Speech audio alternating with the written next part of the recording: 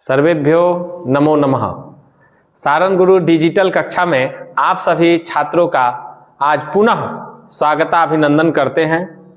और आज हम बोर्ड एग्जाम जो आपकी होने वाली है उससे संबंधित जो मॉडल पेपर है जो बोर्ड के द्वारा प्रदत्त किया गया है इसको हम लोग बनाएंगे।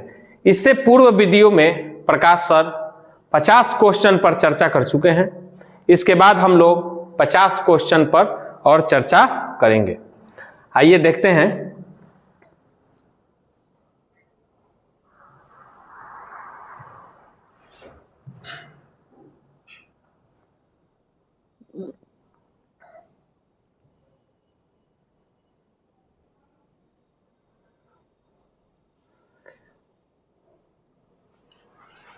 पचास क्वेश्चन तक आप लोगों का हो गया है।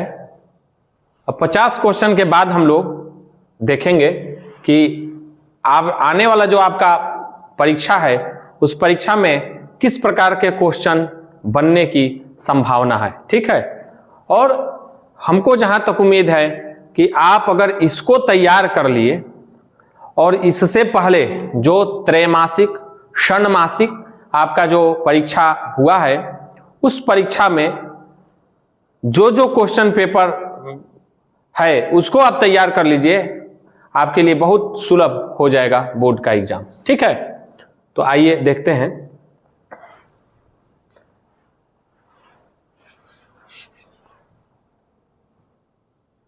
इक्यावन नंबर क्वेश्चन है, किस समास में प्रायः दो पदों का अर्थ प्रधान होता है।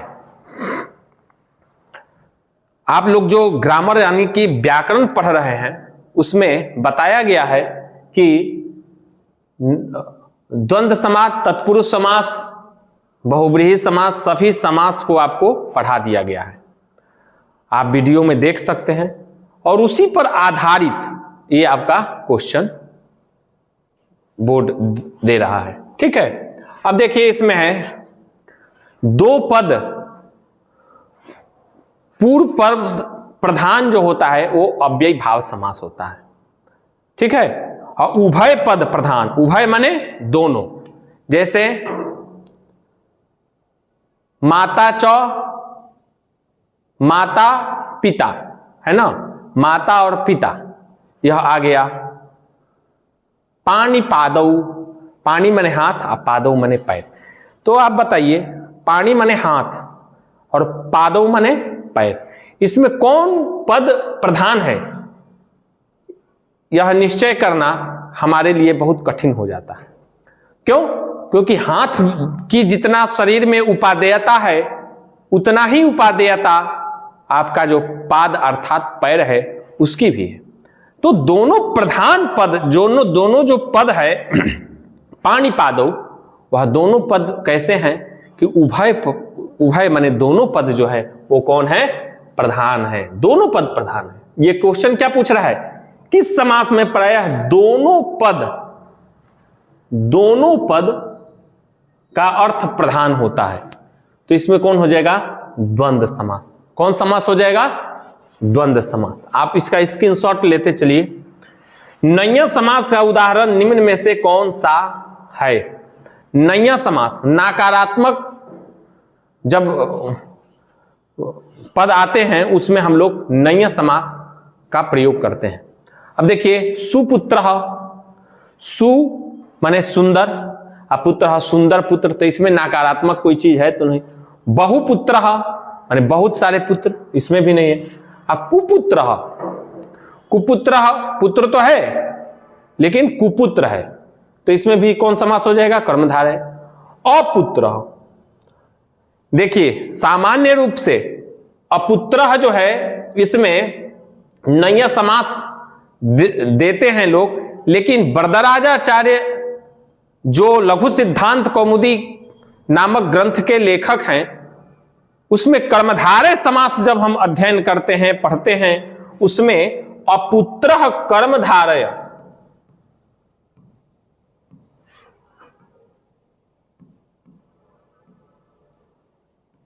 अपुत्र में कर्मधारय समास देते हैं। कहने का तात्पर्य है कि अ लगने से अविद्यमान पुत्र अपुत्र,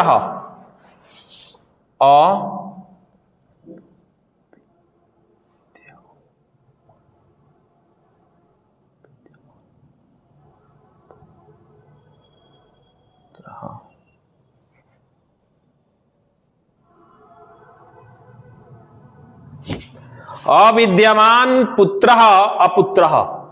कर्मधारय समास प्रकरण जब हम पढ़ेंगे कर्मधारय के विषय में लघु सिद्धांत में, तो यह कर्मधारय में बनता है। एक तरह से देखा जाए तो नय समास न इसमें होगा, न इसमें होगा, न इसमें होगा, न इसमें होगा। फिर भी अगर जब सटीक उत्तर नहीं मिलता है तो कुछ संभावित उत्तर के तरफ हम लोग बढ़ते हैं, उस आधार पर अपुत्र हमें नय समास, आप दूसरा अगर कोई ऑप्शन नहीं है तो मार सकते हैं, ये ज्यादा सही है।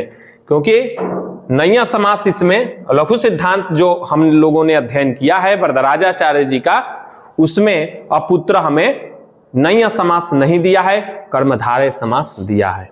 आगे बढ़ते हैं।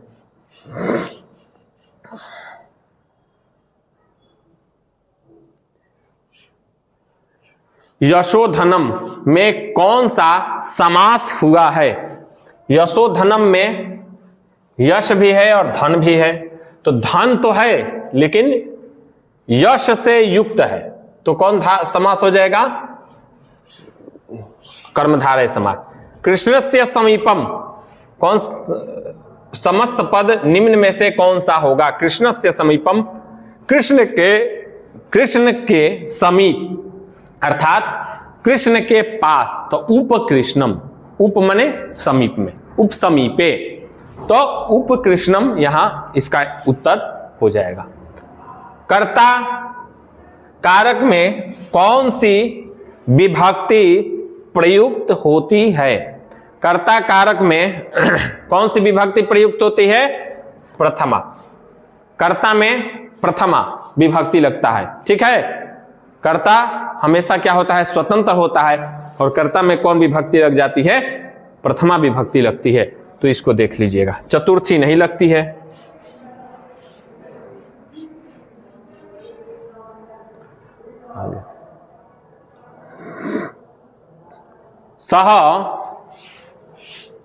सह सर्पात विभेति, वह सर्प से क्या होता है? विभेति माने डरता है, वह सांप से क्या करता है? डरता है। सर्पात विभेति माने भित्यार्था नाम भय हेतु, माने डरने के अर्थ में कौन सा विभक्ति लगता है? पंचमी विभक्ति लग जाती है। अंतरा के योग में कौन सा विभक्ति लगता है? अब देखिए अंतरा के योग में कौन सी विभक्ति लगती है? तो द्वितीया विभक्ति लग जाती है। पिता पुत्रेण सह ग्रामम गच्छति, पिता पुत्र के साथ क्या करता है? घर को, भले ग्राम को, गांव को जाता है। पिता किसके साथ जाता है? तो अपने पुत्रेण सह, पुत्र के साथ। सहार्थे तृतीया, पुत्रेण यहां लगा है तृतीया विभक्ति, तो ये कौन सा विभक्ति हो जाएगा? है सहार्थे, सह माने साथ में, तृतीया इस सूत्र के अनुसार। इसका स्क्रीनशॉट आप लेते चलिएगा।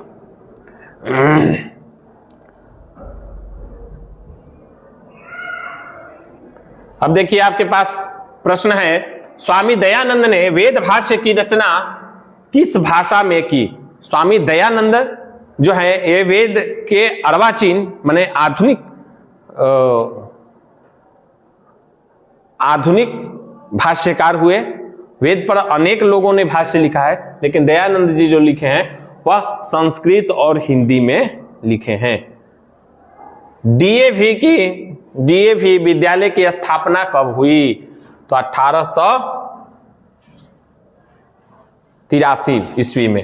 गांधी दर्शन से प्रभावित रचना कौन सी है? गांधी दर्शन से प्रभावित रचना कौन सी है? सत्याग्रह गीता, ठीक है।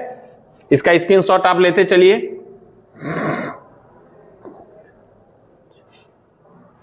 और विशालाक्षी संबोधन किसके लिए प्रयुक्त हुआ है? राम जी सीता वनगमन के क्रम में बहुत सारे नामों का, प्रेम से नामों का उच्चारण करते हैं। उसमें विशालाक्षी जो है वह सीता को कहते हैं। राम मंदाकिनी नदी की शोभा किसको दिखाते हैं? राम मंदाकिनी नदी की शोभा किसको दिखाते हैं? तो जानकी को, अर्थात सीता को। मंदाकिनी नदी किस पर्वत के निकट बहती है? कहां? चित्रकूट पर्वत के निकट बहती है। विंध्य पर्वत नहीं, हिमालय पर्वत नहीं, मंदार पर्वत नहीं, कौन? चित्रकूट जो है वहां पे कौन सी चित्रकूट में मंदाकिनी नदी के तट पर जो है कि चित्रकूट के पर्वत पर मंदाकिनी क्या है? नदी है। अब चलिए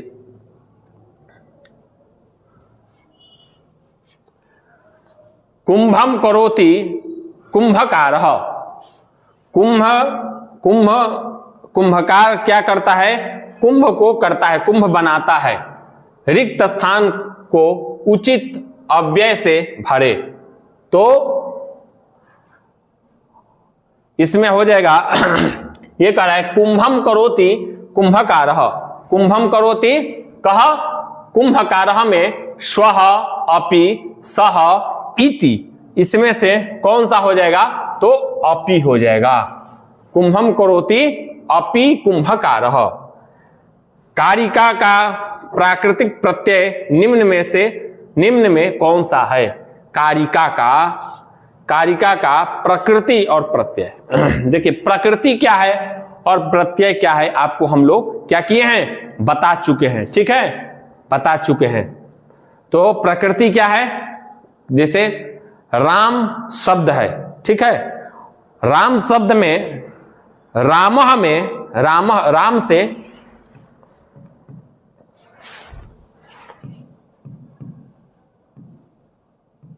रामः बनाने के लिए क्या करना पड़ता है? एक वचन की विवक्षा में क्या कहते हैं? सु प्रत्यय लाते हैं। एक वचन की विवक्षा में सु प्रत्यय लाते हैं। तो रामः में प्रकृति और प्रत्यय पूछा जाएगा तो क्या बताएंगे? राम जो है यह प्रकृति है और प्रत्यय क्या है? सु है। प्रत्यय क्या है? सु है। तो कारक में घाय प्रत्यय लगता है तो कारिका बनता है। क्या बनता है? कारिका बनता है। नेतुम में कौन सा प्रत्यय हुआ है? नेतुम में कौन सा प्रत्यय हुआ है? तो इसमें एक मिनट, हाँ, नेतुम में कौन सा प्रत्यय हुआ है? तो तुमुन प्रत्यय हुआ है। कौन सा प्रत्यय हुआ है? तुमुन प्रत्यय। अच्छा, कारिका, एक मिनट, सॉरी, कारिका, कारक जो शब्द है उस शब्द से कारिका बनता है। यानी कि स्त्री लिंग, जैसे मिश्रा, राम, रमा शब्द बनाने के लिए स्त्री प्रत्यय लगता है और ये स्त्री प्रत्यय घाय नहीं है, चाप है, डाप है और टाप है। तो इन चारों स्त्री प्रत्ययों में कारक से कारिका बनाने के लिए कारक टाप लगेगा, तब क्या बनेगा? कारिका बनेगा। है, स्त्री प्रत्यय जब पढ़ेंगे तो स्त्री प्रत्यय में क्या होता है? पुल्लिंग से स्त्रीलिंग में शब्द निर्माण करने के लिए, बनाने के लिए इस प्रत्ययों का हम लोग क्या करते हैं? प्रयोग करते हैं। आइए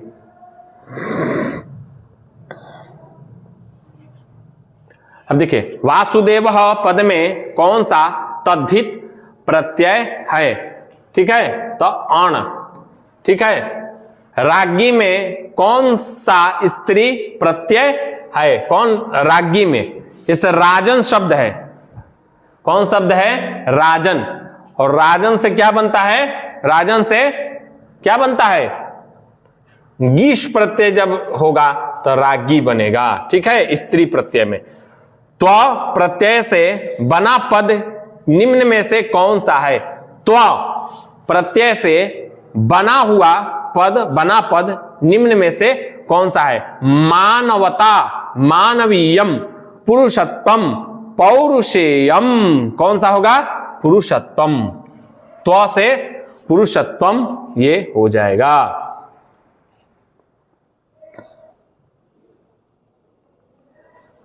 अब चलिए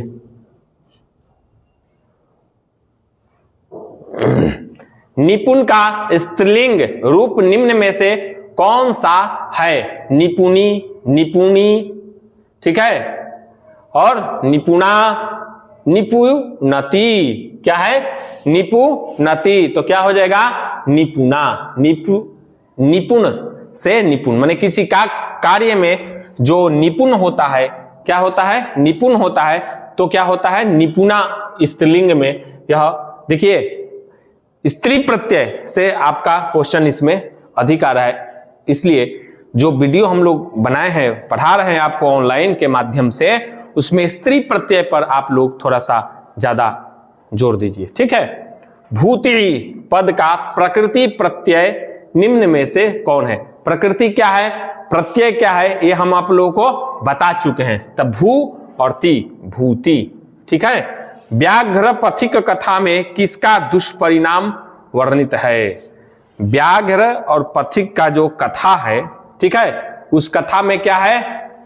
क्या है दुष्परिणाम? उसका क्या है? काम नहीं, मोह नहीं, क्रोध नहीं, लोभ। व्याघ्र और पथिक का जो कथा है, कंकणस्य तु लोभे न मग्न पंके सुदुस्तरे, है ना। तो उसमें लोभ, लोभ पापस्य कारणम ऐसा बताया गया है। तो लोभ क्या है? पाप का कारण है। तो लोभ करते हैं तो क्या होगा? लोभ करेंगे तो क्या होगा? पाप का कारण बनेगा। लोभ करेंगे तो पथिक क्या होता है? पथिक को सिंह क्या करता है? खा जाता है, ठीक है। आगे देखिए, व्याघ्र पथिक कथा ये हो गया। हाँ, व्याघ्र पथिक कथा हितोपदेश के किस खंड से संकलित है? मित्र लाभ नामक खंड से। मित्र लाभ, देखिए मित्र कैसा होना चाहिए, क्या होना चाहिए? ये मित्र लाभ जो है कि यह हितोपदेश का एक खंड है, उसमें मित्र लाभ पढ़ने को है। उसमें ये कथा किसकी? व्याघ्र और पथिक की कथा बहुत प्रचलित है, बहुत प्रसिद्ध है, सब लोग जानते हैं। श्रेणुरे पंथा प्रागेव यौवन दशायाम अति दुर्वृत्त आसम, यह किसकी युक्ति है? यह उक्ति जो है किसकी है? किसकी है? व्याघ्र की। किसकी है? व्याघ्र की। अपने पाठ्य पुस्तक में देखिएगा। कर्ण किसके पक्ष से युद्ध करता था? कर्ण जो है ये प्रसिद्ध है, सब लोग जानते हैं। कर्ण जो है कि युद्ध करता था, किसके पक्ष से करता था? तो कौरवों के पक्ष से। पांडवों के पक्ष से करता नहीं था, अपने पक्ष में करता नहीं था, किसी के पक्ष से नहीं, ऐसा तो था नहीं, क्योंकि ये महाभारत की कथा सब लोग जानते हैं।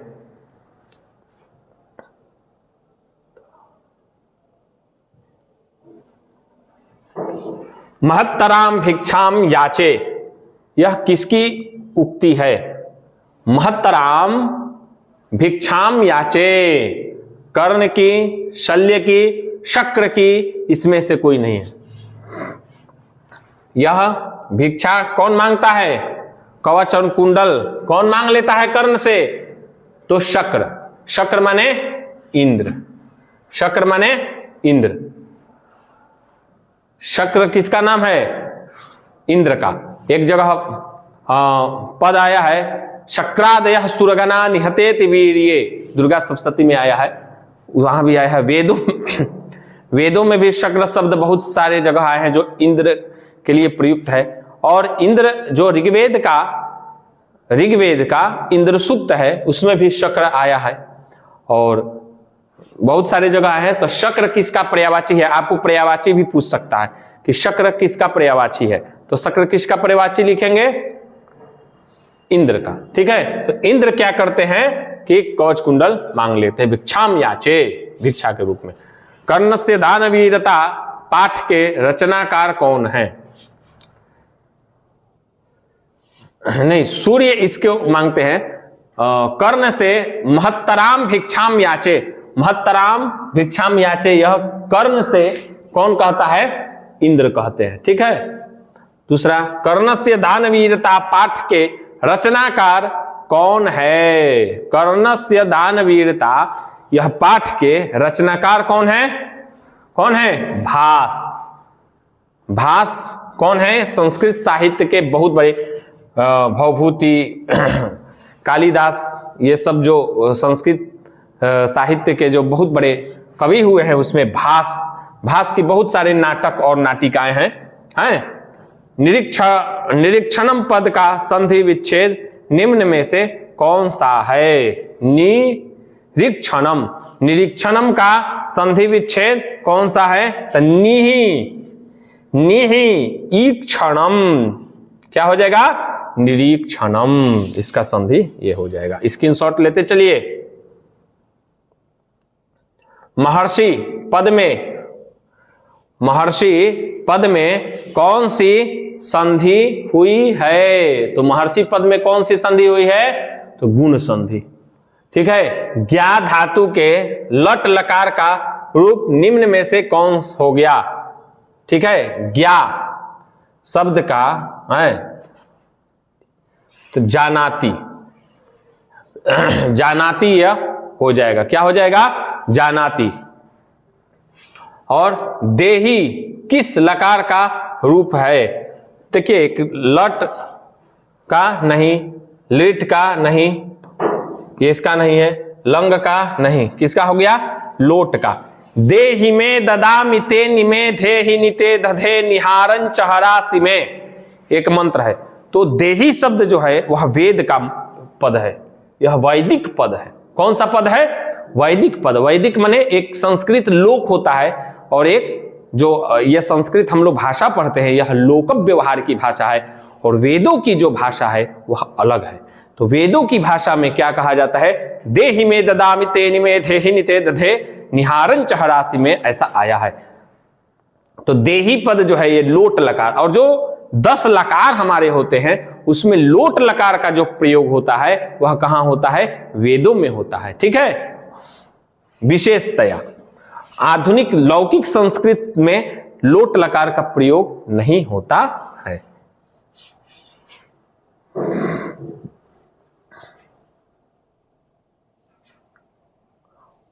अब चलिए, परोपकार का विग्रह निम्न में से कौन सा है? परे उपकार। परोपकार। परे क्या हो जाएगा? परे उपकार परोपकार। ठीक है, ये हो जाएगा। परम उपकार नहीं हो जाएगा, परस्य उपकार, पर का उपकार नहीं, परे उपकार। पाणिपादम, पानी च पादम च, पाणिपादम, पाणिपादौ। ठीक है। किस समास का है? पानी भी है और पाद भी है। ठीक है। तो ये कौन समास हो गया? द्वंद्व समास हो गया। क्यों द्वंद्व समास? शुरू में क्वेश्चन पूछा था कि द्वंद्व समास में क्या होता है? तो उभय पद प्रधान, दोनों पद जो है प्रधान होता है, पानी भी और पाद भी। तो ये क्या हो जाएगा?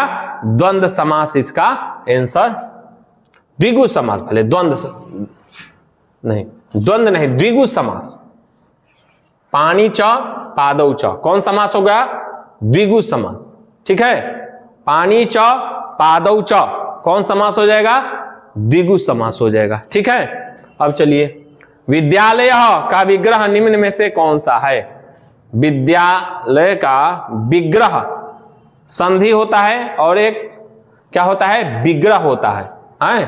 संधि और विच्छेद होता है। समास एक होता है और एक क्या होता है? समास और उसका विग्रह होता है। समास और क्या होता है? विग्रह होता है। तो विद्यायाः आलयः विद्यालय, विद्यायाः आलयः, आलय माने घर, माने विद्या का जो घर है वह क्या है? विद्यालय है। ये पाणिपादौ जो है यह पाणिपादौ में द्वंद्व समास होगा, द्विगु नहीं होगा, क्योंकि संख्या इसमें नहीं ना है। पानी पादौ, पानी हाथ और पैर दोनों, तो द्वंद्व समास हो गया। ठीक है। इसमें आगे चलिए, अशांति के निवारण का उपाय किस पाठ में वर्णित है? ये बहुत इंपॉर्टेंट क्वेश्चन है, यह पहले भी आ चुका है अशांति के निवारण का उपाय किस पाठ में वर्णित है? किस पाठ में वर्णित है? तो यह है विश्व शांति। क्यों? देखिए क्वेश्चन में ही अशांति के निवारण, जहां शांति ना हो वह क्या, कौन सा स्थान है? अशांति। और उसका निवारण क्या है? तो विश्व शांति।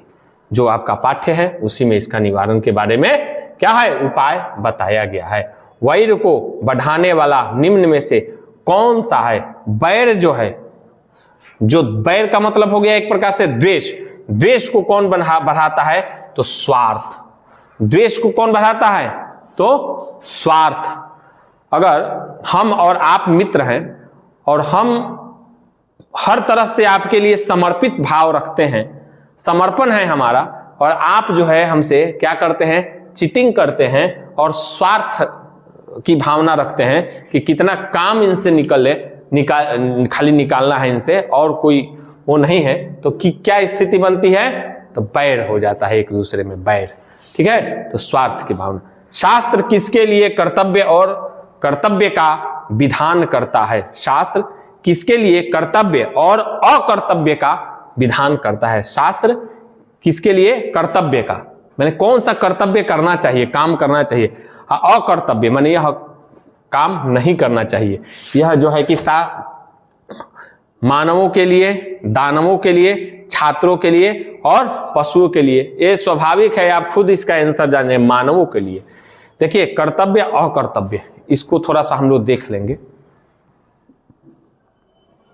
माने करने योग्य जो काम हो वह आपका कर्तव्य है। ठीक है, जैसे विद्यार्थी का यह कर्तव्य है कि स्वाध्याय माम प्रमदितव्यम, स्वाध्याय से उसको प्रमाद नहीं करना चाहिए, स्वाध्याय करना चाहिए। देखिए जितना संस्कृत का ग्रंथ है उसमें और शास्त्र है उसमें दो वाक्य दो प्रकार के मिलते हैं। एक विधि वाक्य मिलता है, एक निषेध वाक्य मिलता है। कैसा वाक्य मिलता है? एक विधि वाक्य और एक निषेध वाक्य। तो विधि वाक्य क्या करता है? विधान करता है कि ऐसा करना चाहिए, जैसे मातृदेवो भव, पितृदेवो भव, आचार्य देवो भव।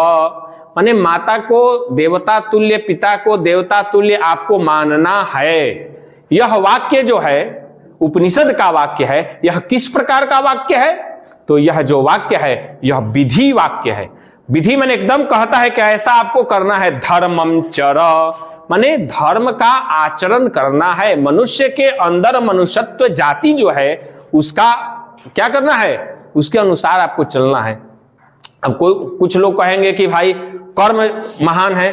अरे कर्म तो सभी लोग करते हैं। जैसे आंख का काम क्या है? कर्म देखना। आंख का काम क्या है? देखना। लेकिन गलत चीज को देखना, अश्लील चीज को देखना, अगर आंख देखे तो क्या होगा? यह ठीक कर्म है? तो नहीं, ये कुत्सित कर्म हो गया। तो देखना कर्म नहीं, कर्म आपका किस दिशा में हो रहा है, इस पर निर्भर करता है। तो धर्म पूर्ण कर्म अगर होगा तो वह आदमी क्या हो गया? कर्तव्यवान हो जाता है। और कर्तव्यवान कौन होता है? जो मूल चीजों से इतरेतर हो जाए, भटक जाए। ठीक है ना? आगे चलिए।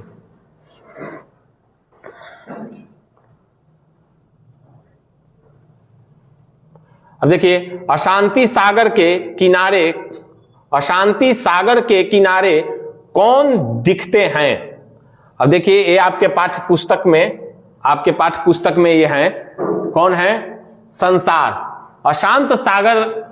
अशांति सागर के किनारे कौन दिखते हैं? कौन दिखते हैं? तो संसार, विदेश राष्ट्र विद्यालय नहीं। संसार जो है यह अशांति का क्या है? कारण है। मूल कारण क्या है? यह संसार, यह माया जो है, यह क्या है? माया नगरी जो है, जो दिख रहा है वो है नहीं। जैसे पानी में बुलबुला होता है ना, तो मोती जैसा दिखता है लेकिन होता नहीं है। उसी प्रकार से यह संसार दिखता है लेकिन है नहीं, क्योंकि नित्य नहीं है। ठीक है, आगे हम लोग पढ़ेंगे नित्य क्या है कि नित्य क्या नहीं है। पिंगल किस वेदांग शास्त्र के प्रवर्तक आचार्य हैं? अब देखिए संस्कृत वाङ्मय का इतिहास टाइप का एक आपका पढ़ना है पाठ। उसमें जो है कि वेद वेदांगों के बारे में परिचय बताया गया है। तो देखिए वेदांग जो है, वेदांग का अर्थ क्या समझे? वेद का अंग। वेद का अंग क्या है? वेदांग। अब कौन वेद के अंग? जैसे हमारा नाक, कान, आंख, हाथ, ये सब क्या है? अंग है। उसी तरह वेद का अंग है। कौन सा अंग है? तो हस्तो कल्पोत पठ्यते, कल्प जो है वो हाथ है। उसी प्रकार से छंद शास्त्र जो है, छंदः पादौ तु वेदस्य, छंद जो है वह पैर है। क्या है? पैर है। छंदः पादौ तु वेदस्य, हस्तो कल्पोथ पठ्यते, हाथ जो है वो कल्प है। ज्योतिषाम अयनम चक्षु, ज्योतिष क्या है? अयन है, नेत्र है, चक्षु है। निरुक्तम श्रोत्रम उच्यते, निरुक्त शास्त्र जो है वो श्रोत्र माने कान है। और शिक्षा घ्राणम तु वेदस्य, घ्राण माने नासिका। कौन है? शिक्षा। ठीक है, शिक्षा घ्राणम तु वेदस्य, मुखम व्याकरणम स्मृतम। तो पिंगल छंद जो है, छंद शास्त्र जो है, उसी तरह से वेदांग शास्त्र के प्रवर्तक पिंगल किस वेदांग के हैं? तो छंद का, छंद शास्त्र के। मुखम व्याकरणम स्मृतम, छंद शास्त्र जो है वो उसके प्रवर्तक कौन है? कौन है? पिंगल। कृषि विज्ञान के प्रवर्तक आचार्य कौन है? कृषि विज्ञान के प्रवर्तक आचार्य कौन है? महर्षि पराशर। ठीक है, आगे चलिए।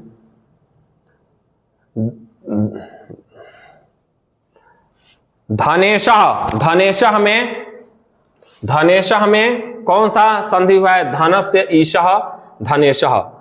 एधि में मूल धातु क्या है? एधि में, एधि में कौन मूल धातु है? अस धातु। ठीक है, समास किए गए पदों को कहते हैं पृथक, समासिक, विग्रह और इनमें से कोई नहीं। समास किए गए पदों को समासिक पद कहते हैं। संस्कृत में क्या कहते हैं? समासिक पद कहते हैं। ठीक है, इसका स्क्रीनशॉट आप लोग लेते जाइए।